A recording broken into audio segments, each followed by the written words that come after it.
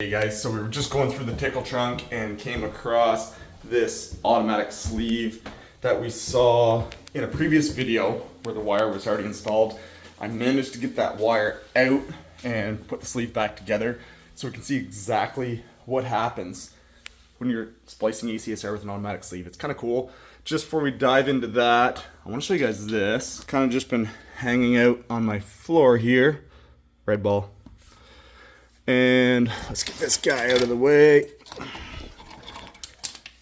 So this was a trouble call I responded to a couple months ago. This is a lightning arrestor. They're typically mounted up with the cutout or on the transformer itself. When a lightning strike occurs to the line, that extremely high voltage dissipates through this primary side that's energized 7200 volts and out through a ground on the bottom, which is bonded to this guy right here. So I haven't taken any of this stuff apart. When I showed up on scene, this stuff was all over the ground. It was literally like a bomb went off. I'm not going to get into, I'll have to do a bit more research on how all these components work exactly, but I just want to show you guys this real quick. This stuff was scattered across, that's a heavy chunk there too, scattered across all over the ground. We cleaned it up, replaced the arrestor, but just something to be wary of when you're working up in the air, guys. It's not common that these guys fail catastrophically. Usually they'll just pop the fuse. Not sure why this guy flew into a million pieces. Well, maybe 15 pieces, but yeah, I'm just rambling on now. Let's go take a look at that sleeve.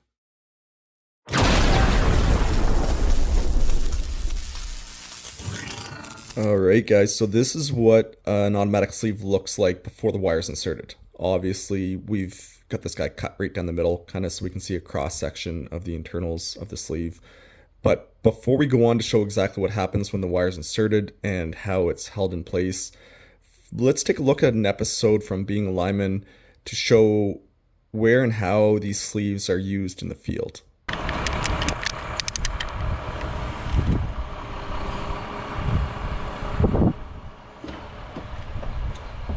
Whew, we're short quite a bit so far. It did pull that pole over though. I said we're short quite a bit, but it did pull that pole over. We might be able to get her once we get the neutral on there.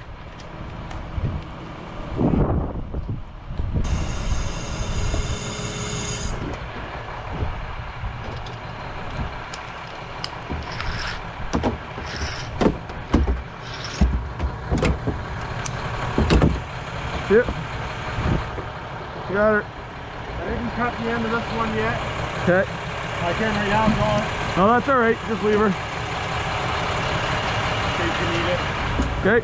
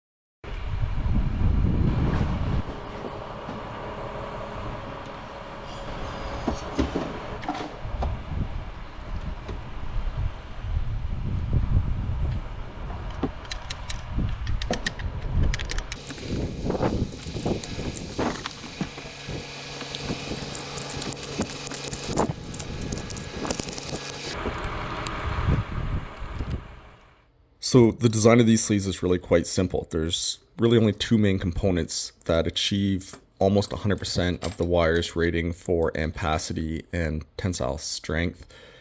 That end cap, you do want to take a peek down the end to make sure it is fully situated against the plastic, that it's not dislodged or didn't fall inside. Other than that, there's really no other prep work except for maybe cleaning the conductor and making sure that the conductor's in good shape. It's not bird caged, and you do have a flush, good straight cut on the end, so it does fit down into that end cap. You can see here the purpose of that end cap. It should be on the end of the wire, but sometimes they do dislodge and come off. But it's to hold those wedges open in place to allow for the wire to slide down inside. These sleeves do have some etchings indicating what size wire they're designed for, which is also indicated by the red color for number 2 in this case. You want to make sure, as I mentioned, that the wire is cut flush and not bird caged, but you don't want to have any tape on the end as it goes down into the sleeve. Otherwise, it won't fit properly into that cap. Sometimes as you start to push the wire in, it'll grab the edge of the cap, and you can see here it's starting to push the cap in. I'm spinning it there now. But it does have to fully enter into that cap. So if you have any trouble, give it a little bit of a spin. Right here, it's still not fully seated. So you do want to give it a spin in the same direction that these strands are wound. Once it is fully seated, it generally pops through in one smooth motion. It won't gradually work its way through. Right here where the sleeve is open, the wedges are kind of falling out of place a little bit, but at this point, generally speaking, it will pass all the way through the wedges.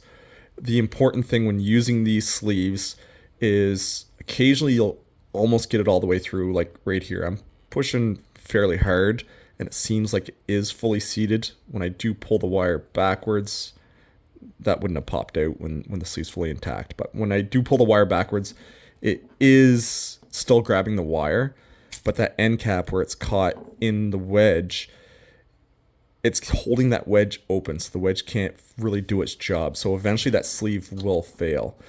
In the video we just saw from the episode of Being a Lineman, there's a new design with these sleeves where they do have the green tabs in the center, which are a really great design. Basically, as you're pushing this wire in through the sleeve, that end cap has to fully surpass the end of those wedges. So we're going to give her a real good shove here and pop it through the other end.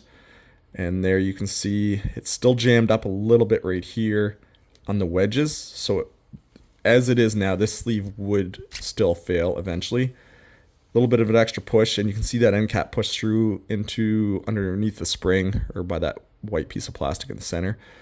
That will then activate those little green tabs to show that that end cap has fully surpassed the wedges. And now the wedges can do their job and slide back with the conductor in the tapered sleeve body, basically to grip harder and harder the more you pull. So at this point it is fully seated, but I'm just yanking on it with a set of pliers. So if we had, let's say, 2,000 pounds of tension on this, that wedge would ultimately slide back to the right a little bit more, grabbing that conductor even harder. If one of these sleeves does fail, let's say the green thing doesn't pop out and you don't want to have to splice the wire, so you want to try to yank that wire back out.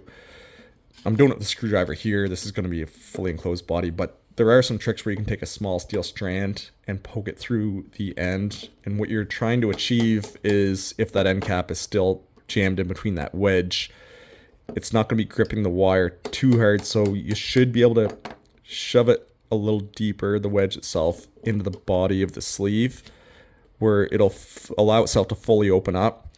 And you kind of need 3 hands to do it. But if you can hold that wedge inside with that piece of wire, you can wiggle that wire back and forth and free it up, eventually removing it. It's kind of tricky. A lot of times you'll end up just cutting the sleeve is probably the easiest. If you go in the very center of the sleeve over top of the spring, take a grinder, sawzall, even bolt cutters if you got a big enough set. That wedge is going to just drop right out, that spring, or all the guts are going to fall right out of the sleeve, and then you can easily remove the conductor and just use a new sleeve. So again, the most important thing is that end cap is fully seated and it's in place before you start to use the sleeve. You can see here the wedge does have some little grips in place that kind of bite into the wire. It doesn't damage the wire at all. The grips aren't that aggressive. The great part about these sleeves is you don't need any other tools, crimpers, dies, anything like that. And yet they are rated for almost 100% of the wire's ampacity. So that's pretty much it, guys. I definitely recommend for those of you that watch this channel, if you're new to the channel, punch in Bobsdecline in the search bar, go to playlists and check out the Being a Lineman series. I think I've got about 41 episodes now. These videos tend to be much more in depth, a lot less editing. I don't cut out a lot of the fat in these for those that are interested in seeing the procedures that we use. They may differ from procedures at your company, or if you're just a member of the public that's interested in our processes and procedures when restoring power. It can really give you a great idea of how what may appear to be a very simple job can still take hours when it comes to grounding and bonding and taking work permits, traffic control, stuff like that. We really see some in-depth line work in this playlist. So check that out, guys. I appreciate you watching as always, and we'll see you all soon.